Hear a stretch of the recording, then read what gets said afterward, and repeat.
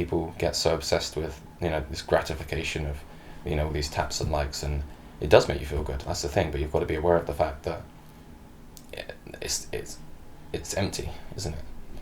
It's someone liking your face, a picture that you've done, or a pose or whatever, and then people get too obsessed with that, and it becomes like a sense of self-worth, doesn't it? And that's bizarre. That's something that human culture's never really been, it's never really had to deal with before. It's such a new thing that I don't think we know how to regulate it. And I think this generation is going to be the technologically ill.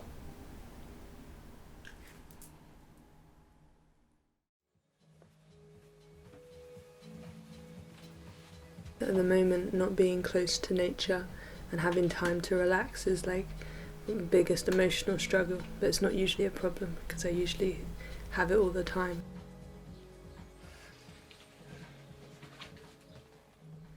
I'm trying to think about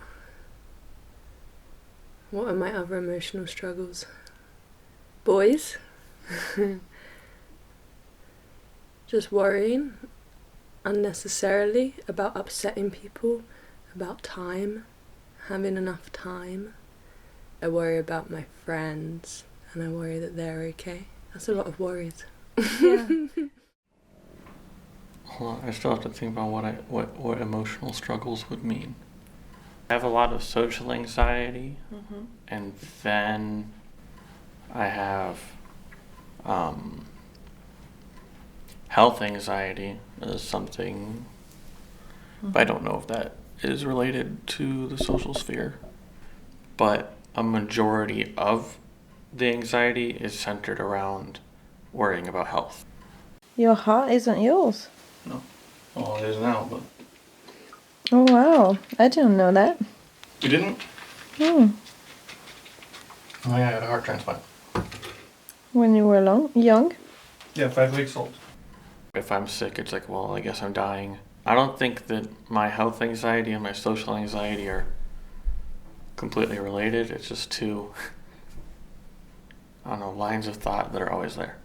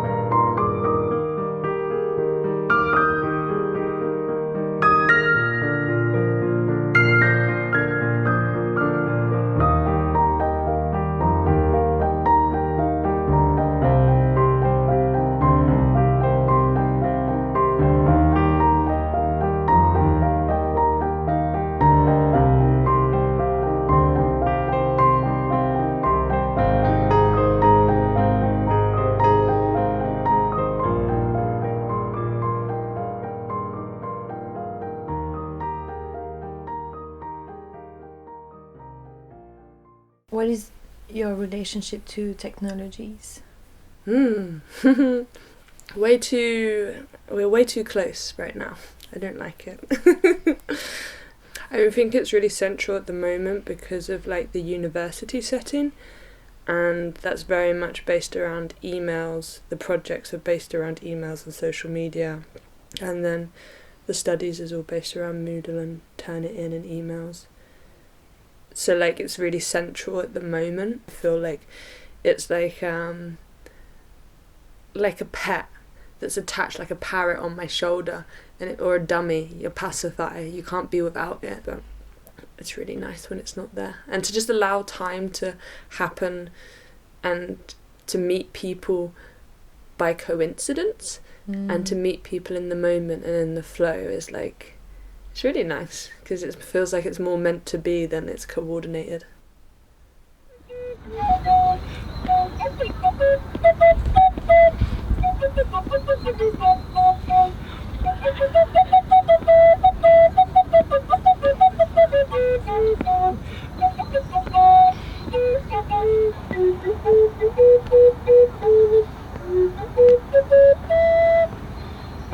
In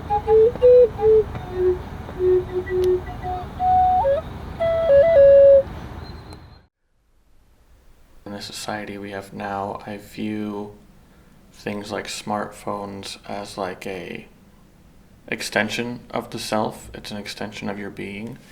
And so in a way I'm able to be in two worlds at once, because even though I have to deal with, the physical world right here, I can still be, reading other things or in conversations with who knows who around the world. So do you think that technology helps you with your social anxiety?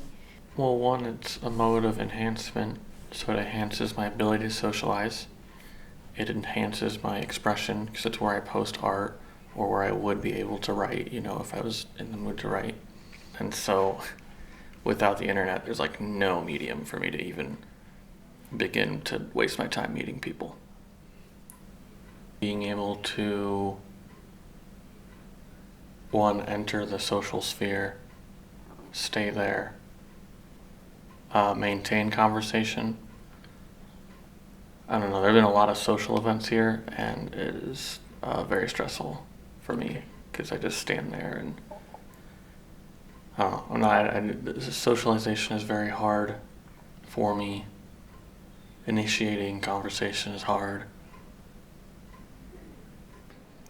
I am more social online, and so it is another medium or another plane of existence to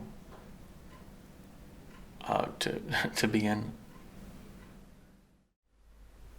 It's hard to differentiate between what's like uni and just feeling overwhelmed and what's technology. Like recently I noticed that I have sore eyes from looking at a computer a lot, so I definitely feel like physical effects of it. And do you feel like technology has some good aspect to it by being able to communicate with your friends who are further away and things like that? Do you think that contributes to your happiness? Yeah, definitely. Like, to be able to stay in touch with people who are further away is really joyful. And then as an artist as well, it's really great as a platform and a way to share your media and connect. And I'm using it a lot in that sense to reach out for collaboration across the globe. You're not restricted, and I feel like that's pretty cosmic.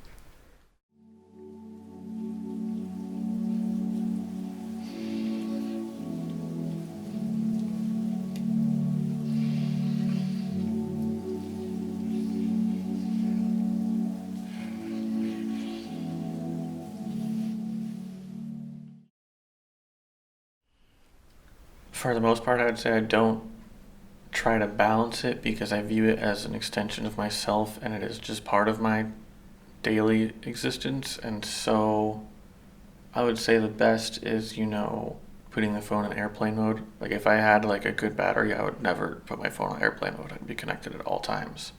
I check my phone before doing anything. You go to bed, the last thing you do is check your phone, which has its negatives because it definitely contributes to insomnia. I'm on my phone for like 2-3 hours instead of actually sleeping. So I would say there's almost never a moment where technology is completely devoid in my daily existence. Technology never leaves me. So technology, especially if we're talking about smartphones, it's a new, realm to the human experience, and a new way that humans can be talking to so many more people at once than the physical limitations of our body and our immediate surrounding.